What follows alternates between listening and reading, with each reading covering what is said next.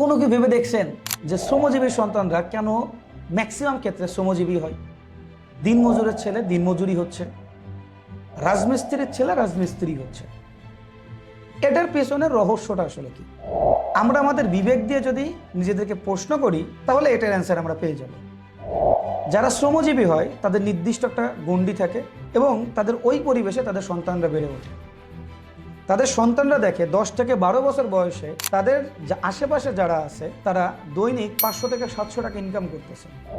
তো তারা ওই অল্প বয়সে টাকাটাকেই দুনিয়ার সুখ হিসেবে বিবেচনা করে। একই টাইমে তাদের যারা সহপাঠী আছে বা যারা তাদের বয়সে আছে তারা যখন নিজেদেরকে গড়তেছে, পড়াশোনায় ব্যস্ত করতেছে, সেই মোমেন্টে সে দৈনিক 500 থেকে 700 টাকা ইনকাম করতেছে এবং সে চিন্তা করতেছে এটাই হয়তো দুনিয়ার সুখ।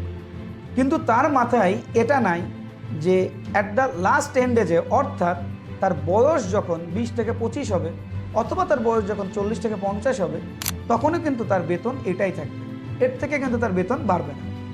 কিন্তু তার যে বন্ধুটা নিজের ভবিষ্যৎ গড়ার জন্য পড়াশোনা করে নিজেদেরকে তৈরি করতেছে, তাদের কিন্তু 20-25 বছর বয়সের পর থেকেই এমন একটা অ্যামাউন্ট আসবে বা চাকরি করুক অথবা ব্যবসা করুক, সেটাতে কিন্তু শ্রমজীবীর থেকে অনেক গুণ বেশি হবে।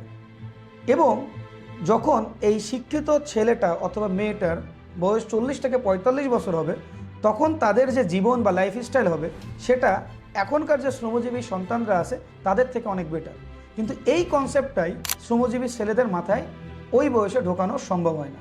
তারা মনে করে যে 500 থেকে 700 টাকা ইনকামই হয়তো দুনিয়ার সব কিছু।